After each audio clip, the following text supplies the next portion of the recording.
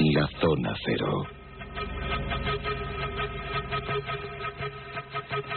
Las exploraciones a lo largo de todos los siglos han sido impulsadas por el afán de aventura, pero también por el afán de encontrar tesoros ocultos. Aquellos exploradores venían de tierras muy pobres y además llenas de hambre, y buscaban el oro. El oro siempre. Los venecianos buscaban el oro oriental, y los españoles acaso buscaban el oro de las Indias. Pues esta noche vamos a buscar el Dorado, la famosa región, el famoso país, la famosa ciudad del Dorado, aquella que provocó tantos muertos, aquella que provocó que los exploradores españoles en el siglo XVI buscaran nuevas fronteras, siempre en pos de la leyenda. Como leyenda son ya nuestros queridos asesores. Jesús Callejo, ¿qué tal? Buenas noches. Muy buenas noches, ¿qué tal? Muy bien, ¿cómo te encuentras? Fenomenal. Y aquí tenemos al explorador Carlos Canales, que si fuera del siglo XVI sería un conquistador. ¿Qué tal, Carlos? Buenas noches. Bueno, buenas noches, estaría por verse eso. Estaría por verse. Bueno, pues queridos, vamos a buscar tesoros esta noche, vamos a buscar un par de ellos por lo menos, lo que nos dé tiempo, pero el Dorado será el principal leitmotiv de nuestros monográficos Zona Cero, además de un tesoro muy curioso, que ese debemos buscarlo, Carlos, en Canadá, ¿no? Oak Island. Sí, Oak Island, en la isla del Roble, en la Nueva Escocia, uno de los sitios para mí más misteriosos del mundo, porque la verdad es que tiene tal cúmulo de leyendas en un espacio tan pequeñito que la verdad es que nos da para no un programa, sino para 2 o 3. La verdad es que me imagino que para muchos oyentes Oak Island, la isla del Roble, no será un sitio muy conocido, pero la verdad es que encierra un misterio próximo, en el sentido que es un misterio conocido y que se puede investigar. De hecho, quien lo está investigando hoy en día, pero que además resume en cierto modo como todo lo que es el mito de la búsqueda del tesoro perdido unido a las leyendas de exploraciones perdidas. O sea, es algo fascinante. Jesús, el misterio de la isla del Roble es uno de los misterios más curiosos, más secretos, más fascinantes, pero si buscamos en la geografía del mundo podemos encontrar miles como él, ¿no? Hay miles. Lo que le hace atractivo a Oak Island es la isla del Roble. Está situada en la costa este, cerca de la costa este de Canadá, porque estamos hablando de una isla. Le hace atractivo el que es un tesoro todavía no encontrado. Es uno de esos, el Dorado, ¿no?, que todavía el misterio pervive, y muchísimos buscadores de tesoros pues están como locos intentando desentrañar lo que hay en el fondo de ese misterioso pozo que ya desde el siglo XVIII pues trae de cabeza a más de un explorador. Así como otros lugares sí se han encontrado los tesoros, o sencillamente existe la evidencia de que no hay nada, son los múltiples, el Dorado, ¿no?, los múltiples lugares donde la tradición y la leyenda ha ubicado algunos de estos tesoros, algunas veces fabulosos y encantados. Pues bueno, con Oak Island nos encontramos, ya te digo, con ese mito que todavía sigue vivo, ¿no? Desde el año 1795, cuando 3 jóvenes empiezan a desentrañar el misterio de este posible tesoro, que no olvidemos, estamos hablando de una isla repleta de leyendas donde los bucaneros y los piratas dejaban ahí también sus riquezas, y donde los espíritus y los duendes pues dice que también son custodios de las riquezas de su suelo. Bueno, pues todo ese es el escenario que sirvió para que estos 3 chavalillos, una tarde de verano de 1795, empezaran a hilvanar lo que hasta ahora sigue siendo un misterio fascinante, porque todavía no se sabe lo que hay dentro de ese pozo del dinero, como se llama popularmente a Oak Island, la isla del Roble. Pero ¿cómo, Carlos? ¿Que la isla del Roble era como una especie de isla de la Tortuga, pero más al norte? Sí, además no era la única. Aunque es poco conocido, la mayor parte de los piratas anglosajones, voy a decir anglosajones de manera genérica, porque muchos eran holandeses o franceses, pero vamos, los grandes capitanes piratas anglosajones de principios del XVIII, los que siguieron a Roberts, al famoso pirata Roberts, el primero que hizo la bandera negra con las calaveras, la verdad es que los que siguen a Roberts y al Venganza de la Reina Ana, que es el nombre que le da a su barco, eligieron las costas de Charleston y del norte de Georgia para refugiarse. Por esa manera amenazaban de una manera mucho más cómoda el tráfico transatlántico desde Inglaterra. Algunos llegaron mucho más al norte porque ofrecía ciertas ventajas. Primero, costas boscosas muy grandes en extensión, fondeaderos estupendos donde pasar desapercibidos sin grandes problemas, una escasa población, y además población de habla británica, con lo cual era fácil contactar con la gente que vive allí y ayudarles o utilizarles como intermediarios en el tráfico de las mercancías robadas y pirateadas. Humo escondite para acechar la navegación mercante que entraba por el San Lorenzo o más al sur, hacia donde hoy está Nueva York y New Jersey, y además tenía una enorme ventaja: era una zona militarmente muy activa, porque se encontraba muy cerca, Nueva Escocia está muy cerca de la fortaleza francesa de Louisbourg, que era la fortaleza principal de entrada al San Lorenzo para proteger Montreal y Quebec. Los ingleses tomaron durante el siglo XVIII Louisbourg varias veces. Lo que ocurre que hasta final de la Guerra de los 7 Años no lo consiguen de una manera definitiva. El hecho conocido de que todo ese entramado de islas boscosas del noreste norteamericano sirviera a los piratas. Digo piratas porque eran piratas propiamente dichos, y no se trata aquí de corsarios, eran piratas en el sentido de la Isla del Tesoro. Y además nunca mejor dicho lo de la Isla del Tesoro, porque solamente falta que lo señalen con una X. Sí. El caso es que la leyenda de la Isla del Roble, de Oak Island, está muy vinculada a la existencia de las tradiciones de piratas en principios del siglo XVIII. Y se habla de un pozo, el famoso Pozo del Dinero, en el cual se decía que los bucaneros y que por los piratas de la época habían ocultado un gigantesco tesoro. Pero aquí, que era una especie de caja de ahorros, ¿no? Sí, claro, es una especie de pozo profundo en el cual, de difícil acceso, protegido por robles, donde se decía que se podía perfectamente haber escondido un tesoro. Como ahora veremos, hay pruebas que parecen indicar que así fue. Pero hay algo mejor todavía. Y es que, además de eso, Oak Island forma parte de una de las leyendas, bueno, más que leyenda, de uno de los puntos de investigación más sofisticados que hay ahora mismo sobre la presencia europea en América del Norte antes de Colón. Y es que parece haber sido el punto de atraque de algún tipo de naves, veleros occidentales en la primera mitad del siglo XV y los últimos años del siglo XIV. Naves que procedían de Escocia y de una expedición de la cual hablaremos, dirigida por el príncipe Henry Sinclair, que era el soberano de las Orcadas, el conde de las Orcadas, y que parece haber llevado una expedición de templaria a algunas zonas del norte de América, en los que dejó un rastro intensísimo que ahora se está estudiando con gran profundidad, porque esta vez sí que parece que va en serio. Esta vez sí que parece que se pueden encontrar serios rastros o indicios de presencia europea en América del Norte antes de Colón. Antes hablaba Jesús de 3 jovenzuelos que en 1795 se toparon con la leyenda. Exactamente, porque la historia es, ya te digo, que es fascinante y es para escribir tú un relato, y son historias verídicas. Aquí ya no estamos hablando de leyendas, de todo lo que ha acontecido con este tesoro, con este supuesto tesoro, porque todavía no se sabe lo que puede haber ahí, y puede haber riquezas incalculables. Estos 3 jóvenes canadienses, llamados John Smith, Anthony Vaughan y Daniel McGuinness, son los que reman. Siempre hay un John Smith, ¿eh? Siempre hay un John Smith. ¿Cómo no llamarse? Esto de las sincronicidades sería para estudiarlo seriamente también en este caso, ¿no? Sí. Bueno, la cosa es que están remando con una pequeña canoa y llegan hasta a la pequeña isla de la isla del Roble, junto a la costa este de Canadá.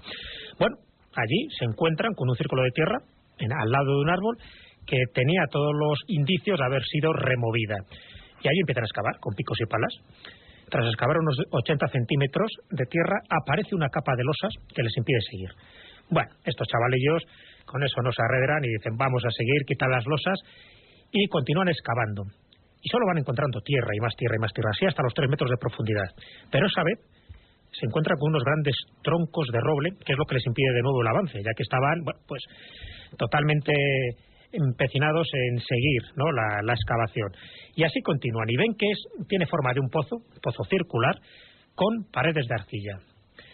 Consiguen quitar estos grandes troncos de roble y siguen otros 3 metros más de profundidad hasta que se vuelven a encontrar con nuevos troncos que vuelven a entorpecer el buen ritmo de la excavación, y así lo dejan porque ven que con el pico y la pala no es suficiente, lo tapan como mejor pueden para que no sea notado y empiezan a buscar más ayuda, pero una ayuda que no llega hasta 9 años más tarde. Ya estamos hablando de 1804, cuando estos 3 jóvenes, que ya no son tan jóvenes, ya están más talluditos, se empeñan en desentrañar el enigma del pozo misterioso, como así le empiezan a denominar, ¿no? Y en esta ocasión estaban pues mejor pertrechados. Ya empiezan a contar con la ayuda de un tal Simeon Lins, que les ayuda económicamente y también con maquinaria. Y bueno, y se ponen a proseguir la obra donde la dejaron. Total, apenas habían arañado nada y pensaban que ya ahí estaría el famoso cofre del tesoro de los piratas, porque hasta ese momento se pensaba que podrían haber sido los piratas los artífices. Pero ojo, había un dato que se demostró que no podían ser piratas. Y te digo, prosiguen la obra en la misma fase en la que habían dejado. Justo cada 3 metros aparece una nueva capa de troncos cubiertos de arcilla. Y algo más todavía, algo que les intriga. Y es que los sedimentos que rellenaban el espacio entre los leños, entre estos leños distintos cada 3 metros, eran de distinta naturaleza. Tan pronto era carbón vegetal, como había arena de playa, grava, fibra de coco, etcétera, etcétera. O sea, que el que lo había hecho se había tomado todas las molestias. Lo de la fibra de coco es para notar, ¿eh? Es para notar. Estamos hablando de Canadá. El hecho es que llegan a los 27 metros de profundidad. Y ahí es donde surge entre los escombros una losa de pórfido repleta de extraños signos en el lado inferior de esta especie de lápida o de losa. son signos que son incapaces de descifrar. Recordemos a los oyentes que esto no es leyenda, estos son datos reales. Estos son datos. Sí. Lo cuento como si fuera una película, pero realmente sigo pues la película cronológica de los hechos. Bueno, el hecho es que un misterio se junta a otro misterio, porque claro, el pórfido es un mineral prácticamente imposible de encontrar en América. Aquí se cae por su propio peso la tesis de los piratas o de los bucaneros, porque esto evidenciaba que el autor del pozo misterioso trajo este material de algún lugar de Europa o de Asia. El pórfido es lo que recubre la tumba de Napoleón, creo recordar, ¿no? Efectivamente. Y ahora viene un detalle muy interesante francés. Cuando a finales de los años 80, ya estamos hablando de hace unos años, se vuelven a abrir nuevas investigaciones sobre Oak Island, hay una cosa que llama la atención, y es que en uno de los manuscritos que se conserva en la Biblioteca Nacional de París, del primer viaje de Champlain, del primer gran navegante francés que llega a Canadá, él habla, al llegar a la isla del Roble, justamente enfrente de una cadena de ríos auríferos, en un sitio que él llama La Cruz, lo cual no deja de ser curioso. Es como unas marcas, y cuando dicen que falta la X en el plano, pues es que parece hecho aposta. Y él habla de la existencia, le llama la atención, que donde luego se descubriría el Pozo del Dinero, había amontonamientos de robles que no encajaban con el resto del paisaje. Es decir, Champlain venía de una zona de bosques profundos, es decir, venía de Bretaña. Y le llama la atención la disposición regular de los árboles, porque él se da cuenta inmediatamente de que los árboles, al menos los de esa isla, han sido plantados para servir al hombre. Dice, bueno, los han podido plantar los indios, pudiera ser. Pero hay otra cosa que a los franceses les llama más la atención todavía. 100 años después, los Corus des Bois y los corredores del bosque, es decir, los franceses especializados en combatir la penetración inglesa en las colonias del Canadá, están acostumbrados a moverse entre los árboles como una manera de protección del hombre, es decir, son gente que vive en el bosque, se quedaban a veces durante meses. Sin embargo, la disposición de los árboles de la isla del Roble carecía absolutamente de la lógica del bosque natural y no les permitía, de hecho ni siquiera lo consideraron como un posible punto de defensa para bloquear la boca del San Lorenzo, porque era excesivamente parecido, como dijo un general francés, a un jardín de Versalles. Y no era precisamente silvicultura en el 18, ¿no? Ya el cálculo es muy claro, es decir, a finales del siglo XVIII, unos años antes, medio siglo antes de que se produzca el descubrimiento, un oficial francés dice que al menos, los más jóvenes de los robles tienen como mínimo 200 años. Y por la posición de las inundaciones, dice una frase genial. Dice, porque hasta que demuestre de alguien lo contrario, las bellotas no flotan. Las bellotas no flotan. Porque claro, él encuentra sedimentos de robles debajo. Y le recordaba al recién construido Palacio de Versalles. Claro, dicen, esto tiene una disposición regular que parece más un jardín que un bosque natural. Entonces, si no es un bosque natural, ¿quién plantó robles allí? Y ahora viene lo bueno. Hace solamente 6 años se descubrió justo enfrente, es decir, en la costa de la isla del Roble, en la parte que da a Nueva Escocia, es decir, la parte que da hacia la costa, es decir, en el fondeadero, unas huellas de lo que podía ser un muelle de roble. Pero ese muelle de roble que estaba ligeramente sumergido presentaba algo muy curioso, presentaba marcas. Pero a diferencia de las que va a comentar Jesús ahora, estas sí eran reconocibles, porque se sabía lo que marcaban, números romanos. A ver, Jesús, vamos a esas marcas rápidamente. Como ves, es un nuevo misterio, ¿no?, el que acaba de contar Carlos, que es añadir a una pequeña isla, ¿no? Eso es lo sorprendente, que en tan pocos metros cuadrados existe tal cúmulo de parque temático del misterio, vamos. Que hubiera elegido esa isla. ¿Qué extensión tiene la...? No se sabe exactamente, pero debe tener unos 5 kilómetros cuadrados, no mucho más. De largo más no llega a 6. Sí. Y entonces eso es lo sorprendente. Alguien eligió deliberadamente aquel lugar para hacer esa disposición primero con los robles, esa especie plantarlos artificialmente, y después depositar allí lo que es un tesoro increíble, donde todavía se está buscando qué puede ser aquello, donde lo de las riquezas incalculables es lo de menos, porque se supone que hay algo más. Bueno, ¿qué ocurre con esta lápida famosa de Pórfido, repleta de extraños signos? Pues ocurre que la olvidan, sencillamente no les interesa, no es oro, no es plata, y la dejan de lado. Y la dejan de lado. Y aquí hago, si quieres, bueno, me salto cronológicamente los hechos para después volver. Lo que ocurre es que esta losa de Pórfido, a mediados del siglo XIX, ni más ni menos, se sabe que fue expuesta en Halifax. Y un profesor de idiomas dijo haber descifrado el mensaje, porque hasta ese momento ni se habían preocupado. Vieron que eran unos signos rarísimos, no se sabía de qué iba, y por supuesto no tenía nada que ver con la gente que vivía a los alrededores de esa isla. Y este profesor de idiomas dijo que este mensaje, leyendo esa inscripción, comentaba o decía algo así como 10 pies más abajo, recordemos que un pie equivale a unos 30 centímetros, 10 pies más abajo, 2 millones de libras. Claro, esto lo descubre a mediados del siglo XIX. El hecho es que la piedra fue vista por última vez a principios de este siglo, del siglo XX, y la inscripción ya estaba también totalmente borrada, según dijo uno de los testigos presenciales.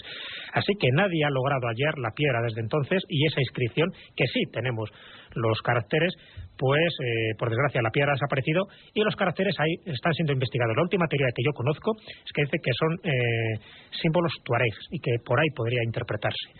Pero desde luego, corramos un tupido velo con la losa de Pórfido, porque ese era uno de los impedimentos, uno de los muchos, que impedían a estos chavalillos, ya no tan chavales, proseguir su búsqueda. Y nos habíamos quedado a los 27 metros de profundidad, porque cuando llegan a los 33 metros de profundidad... Que por cierto, me gustaría que un oyente calculara lo que son 33 metros de profundidad. Imaginamos aquí a los tres chavalucos, ya con unos brazos estupendos. Ya con máquinas, con algo más, más potente para poder excavar, pero aquí empieza lo bueno. Porque ya pensaban que estaban cerca, y hombre, después de 33 metros de profundidad algo ya tiene que aparecer, ¿no? Ya habían quitado bastantes losas, se habían quitado troncos de roble, habían quitado pues capas de arcilla, de fibra de coco, etcétera. Y a los 33 metros el pozo se anegó de agua de mar. Y en un instante, además. De tal forma que el operario que estaba excavando en el fondo, pues gritó encima, antes de que le sacaran vivo y coleando, gritó que había encontrado algo sólido. Ya tocaba ahí con su pala algo sólido y que abarcaba toda la superficie del pozo. Y en ese momento se creyó que era un cofre por las características del sonido y de la madera, algo sólido que era aquello, ¿no? Y en ese momento entró el agua. Y en ese momento entró el agua, o sea, era una trampa perfecta. Sí, exactamente igual que las de Indiana Jones. Por desgracia, el agua, sí. O sea, para que se activara un pozo subterráneo que al romper la protección de roble entraba agua automáticamente en el pozo. Es decir, que había canalizaciones que estaban directamente dirigidas hacia el mar. Bueno, pero tenemos un dato, sabemos la ubicación, sabemos el sitio. No, si el sitio está ahí ya señalado, o sea, además es una atracción turística. Pero mira los 30 metros. Continuamos, porque bueno, el pozo casi ahoga a uno de los operarios, pero tampoco pasa nada, ¿no? El hecho es que el agua y el barro pues no dejan ver con claridad si era un cofre o a saber qué era. Otros dicen que sonaba metálico, pero bueno, se sabe que era un objeto sólido. Y bueno, pues le tienen que sacar rápidamente al operario y al día siguiente vuelven allí, como no, pues ya con una bomba para drenar el fondo, ¿no? Y nada, la bomba no para de sacar agua y agua hasta que explota la bomba. Porque esa cantidad de agua que ya era inmensa. Es cuando se empiezan a dar cuenta de que ahí hay una canalización directamente del mar. Estaban bombeando el Atlántico y claro, no acaban nunca. En fin, llegan a la conclusión que el constructor del pozo había previsto todas las opciones. O sea, diseñó una compleja red de túneles que conectaban su construcción pues con el fondo del océano para impedir el trabajo de los buscadores, de los futuros buscadores de tesoros. Y el punto clave estaba en esos 33 metros de profundidad. Así que hasta en esa época ya no pudieron hacer nada y años después no se les ocurre otra cosa que hacer un pozo paralelo para cuando llegan a esta determinada profundidad, 33 metros, hacer una canalización para intentar sacar todo el agua de ese pozo. Conclusión, anegan los dos pozos y mueren 6 personas. Claro, pero mis queridos caballeros, nadie esconde un tesoro pensando que no lo va a recuperar algún día. No, es que no parece ser el objetivo. El objetivo parece que lo encuentres cuando tengas que encontrarlo. Claro. Por eso ya se empieza a sospechar de que a lo mejor riquezas materiales no hay. Es decir, ¿quién hizo una labor de ingeniería tan perfecta como esta, ¿no? Para al final llegar a unas conclusiones como muy evidentes. Es decir, ¿cómo en el siglo, vamos a poner 17, porque parece que desde ahí procedería este pozo, ¿cómo en el siglo XVII pudo haber alguien que tuviera una tecnología incapaz de que en el siglo XX podamos desentrañar ese misterio? Bueno, ¿y cómo nadie echa mano de los holandeses y hace unos polders por allí? La verdad es que, bueno, hay dos problemas. Pregunta ingenua. Primero, la isla es una pequeña montaña, sí, con lo cual la posición del Pozo del Dinero está construida en una zona de caída. Aunque es un bosque natural, artificialmente tocado, para evitar precisamente la caída de barro y en la negación global de todo el punto, si está todo pensado. Está pensada la posibilidad de la nieve, de las caídas de lluvia, de que el barro obture las entradas, de la excavación en paralelo, de los movimientos de tierra, es decir, de la posición incluso del viento y del humo. Es decir, está todo absolutamente estudiado como una obra de ingeniería tridimensional de al menos 50 o 60 metros de profundidad, que debería tener por lo menos en el alcance de la lógica del diseño otros 25 metros en círculo alrededor de lo que es el espacio del diámetro del pozo. Eso es algo tan absolutamente difícil de diseñar que la verdad es que incluso en los intentos que se han hecho, ya hay un caso conocidísimo, que es el de Iwo Jima. Los japoneses horadaron Iwo Jima entero, que es una isla volcánica, pero lo hacían porque tenían dos ventajas esenciales. La primera, no llovía apenas, y lo segundo, era un tipo de roca volcánica muy fácil de penetrar. Es decir, aquí estamos hablando de una construcción increíblemente frágil, que está artificialmente sostenida para que si tú la alteras en algún punto destruya tu intento de penetración, pero no la totalidad de la obra, que sigue manteniéndose globalmente fuerte. Es algo absolutamente fascinante. Bueno, y si ya echamos mano de la rumorología, ¿qué nos podemos encontrar? Bueno, prepárate. Fíjate, los últimos intentos que se han hecho, y son relativamente recientes, fíjate que estamos hablando desde el año 1795 que se está dando vueltas a este misterioso pozo. Los últimos intentos, uno fue en el año 1938 por un ingeniero llamado Edwin Hamilton, que excava hasta los 54 metros de profundidad y sigue sin encontrar nada, sabiendo que todavía continúa 54 metros de profundidad. Y el último que yo conozco es en el año 1971, cuando la compañía Triton Alliance Company sumerge una cámara de televisión submarina, porque claro, a partir de los 50 metros aquello ya estaba todo anegado, ya no había forma de drenar aquello, ¿no? Sumerge una cámara submarina en la cavidad llena de agua y logra unas imágenes reveladoras hasta ese momento, porque lo que muestran esas imágenes es lo que parecen ser tres cofres a una profundidad, pásmate, de 63 metros. A 63 metros. Y junto a esos tres cofres se ha encontrado una mano humana con carne intacta.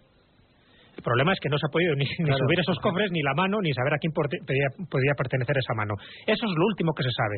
Y se están haciendo pues mayores obras, porque cuanto más se excava, claro, al estar conectado por distintas galerías al mar, al océano, pues aquello se corre el riesgo de que desaparezca ya definitivamente. Entonces lo que se ha convertido es una atracción turística. Ese es el pozo del misterio. En espera de que alguien consiga saber un sistema para poder sacarlo. Le llaman ya The Money Pit, el pozo del tesoro, y ese es el nombre que recibe del lugar, ¿no? Entonces tenemos imágenes donde se ve ya de forma clara de televisión, está tres cofres y una mano. Y una mano cortada, pero no una mano huesuda, sino dicen que con la carne intacta, o sea, momificada. Momificada.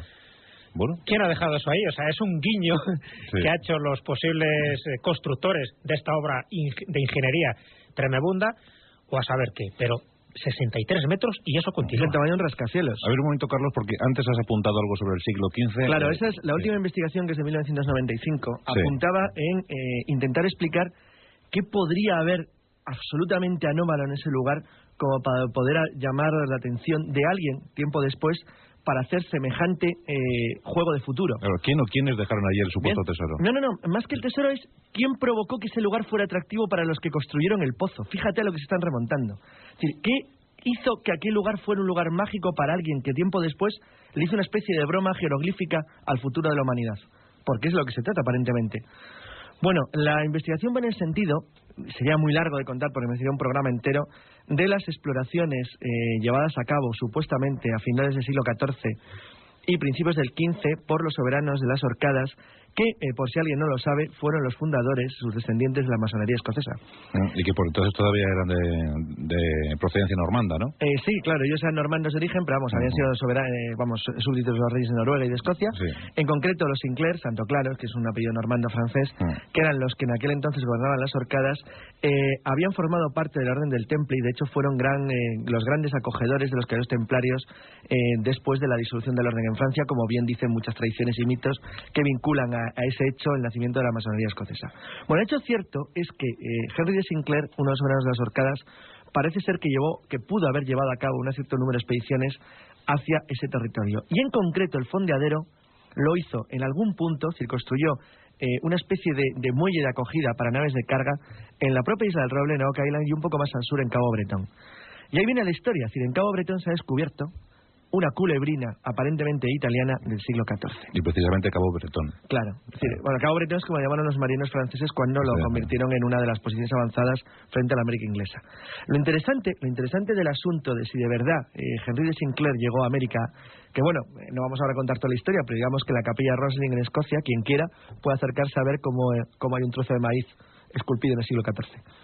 Pero bueno, detalles aparte, de esos que son difíciles uno par, pero de los pobre de los Cristóbal, pobre Cristóbal. La verdad es que la historia de la navegación... Ahí estaría posiblemente una de las ubicaciones de ese mítico tesoro templario. Claro, es uno de los posibles lugares. En lo que llevamos de temporada ya hemos tumbado lo de Cristóbal Colón, yo creo que en 4 o 5 ocasiones. Es que no tiene una importancia el descubrimiento. Yo tengo recogido a 15 exploraciones distintas antes de que llegara Colón. 15. Sí, pero claro, todas sean ciertas. Pero bien lo que iba a decir Carlos, que lo de Cristóbal Colón es lo oficial. Claro, ¿no? pero es que es el descubridor de verdad. O sea, esto es otra historia. Esto es otra historia, porque al parecer cuando, ya he dicho que sería muy largo de contar, pero cuando... Sí, volvamos a Sinclair. La aparente llegada nórdica de los Sinclair no son capaces de establecer una comunicación fluida. De hecho, hay problemas de guerra en las Orcadas y eso, rompe en cierto modo la navegación, que llega a ser, según hay en algunos magníficos libros como La Espada y el Grial, casi hasta semi-regular.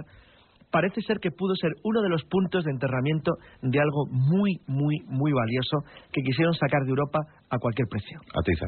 Entonces, ¿qué es lo que hay allí? Yo no lo sé, pero alguien se molestó en construir un túnel ramificado de 63 metros de profundidad en una isla desolada en el norte de Canadá, de plantar robles en una disposición regular que frenara las mareas y la caída de los sedimentos cuando llovía, capaz de inundarse por fases cuando alguien iba llegando a los puntos necesarios, con la utilización de maquinaria ya seria y sofisticada en el siglo XIX, y que ha llegado incluso a ser filmada por televisión en los últimos años, pero que se sigue sin poder llegar. No me digas que esa historia empieza en el sur de Francia.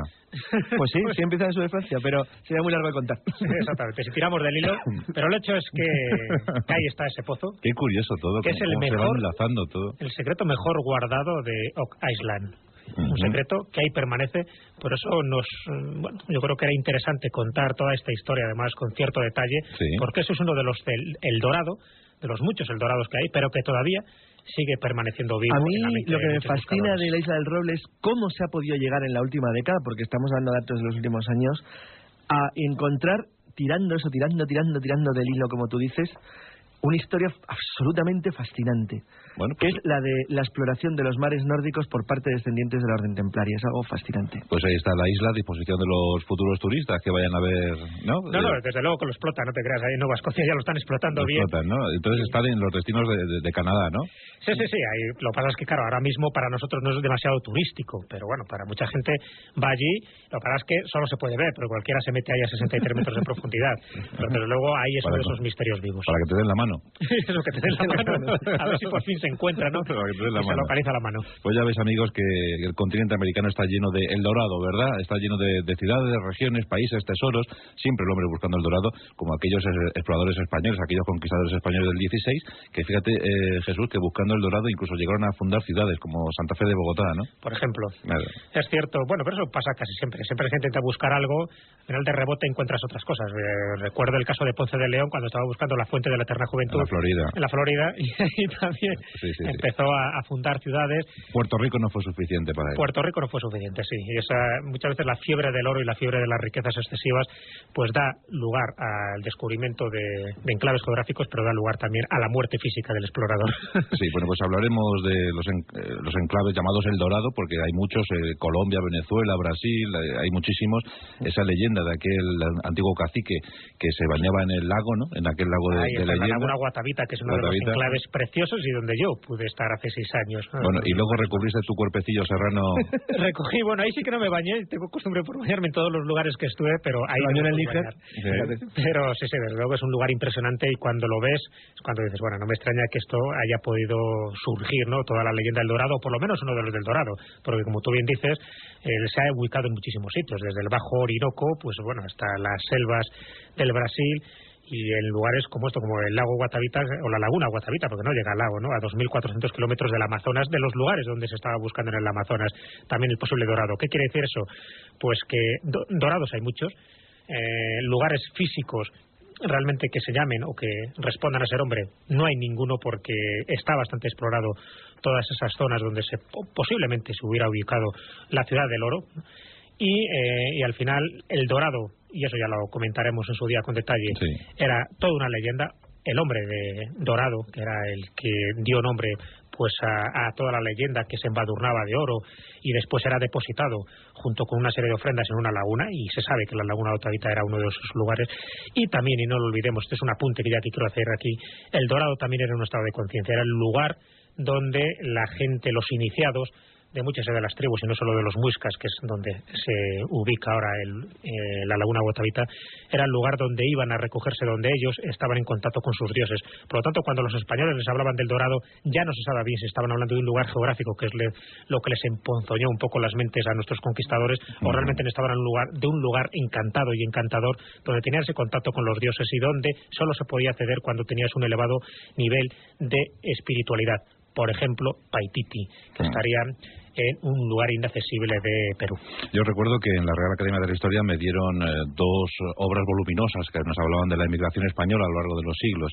Bueno, pues en esos libros pude ver cómo las cifras son abrumadoras. Más de 5 millones de españoles han salido del país, han salido de España, pues buscando fortuna, buscando sitios donde asentarse. Pues buena parte de aquellos millones fueron a América y muchos buscando su particular El Dorado, ¿no?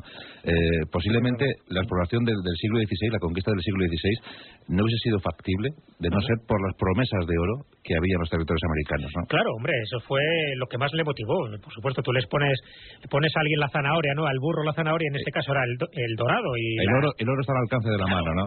Además, había una serie de razones lógicas para pensar eso. Los indígenas no daban ninguna importancia al oro porque, bueno, consideraban que era las lágrimas de los dioses, como sí aparece recogido en algunas leyendas, y no daban ninguna importancia porque era muy abundante para ellos. Sin embargo, para los españoles era de una vital trascendencia.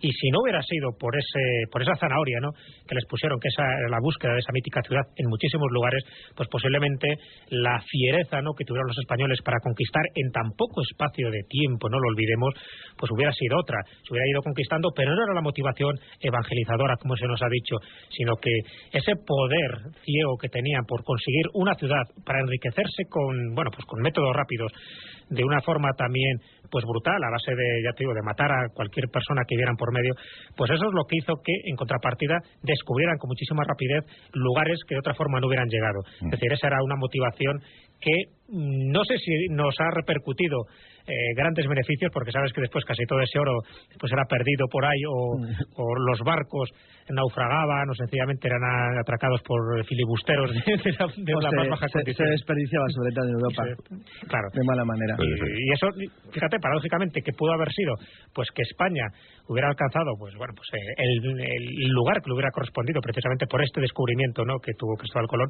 Sin embargo, no subió para nada. Eso lo explicó muy bien un embajador veneciano en España, que dijo en el siglo XVII que el oro para España era como un tejado de caída libre en el cual llovía y llovía constantemente y nunca se quedaba con una gota. Bueno, el embajador veneciano, ya sabes que los venecianos buscaban como locos el oro oriental, después del libro de las maravillas de Marco Polo. Sí, pero había dificultades. Que también habló de algún El Dorado, ¿no?, en Cipango. Sí, estaba pensando ahora mismo que Jesús ha tocado un tema fundamental, que es lo del reino del espíritu, no el reino material, y que eso curiosamente obedece a los propios españoles. Es que estaba pensando que tengo delante una crónica de 1669 de Juan de Velasco, que dice que Paititi, hablaba por supuesto del reino mágico de Paititi, fue fundado por los incas, pero estos monarcas destronados sabían ocultarlo a la vista de los españoles gracias a poderosos encantamientos. Si ya ponía sobre aviso a los conquistadores de que no había nada que encontrar, porque lo que hubiera que encontrar era invisible. Es decir, algo así como unir fantasía y realidad me parece magnífico. Queridos amigos, como dijo aquel viejo historiador, dice, para una mejor conquista no hay nada como motivar a la tripulación. Si esta tripulación va motivada, el asunto está hecho. Y además, el hecho cierto es que la hazaña de Cortés, al principio de todo, disparó ya de tal manera la imaginación de todos los que le siguieron en el siglo siguiente. Creo que eso lo diga también a los exploradores. Que ya no había manera de California también, con la fiebre del oro. Estaba acordando del Vázquez de Coronado dando la vuelta por todo Estados Unidos. Pues nuestro monográfico Zona Cero, hoy con esta historia tan curiosa, tan sugerente. Oak Island, la isla del roble, ahí está, en Canadá, esperando a aquel que quiera descubrir el fantástico tesoro en el concepto más amplio de la palabra, que pues se pueda encontrar allí. Vamos a ver qué nos deparan las nuevas investigaciones y los tiempos futuros.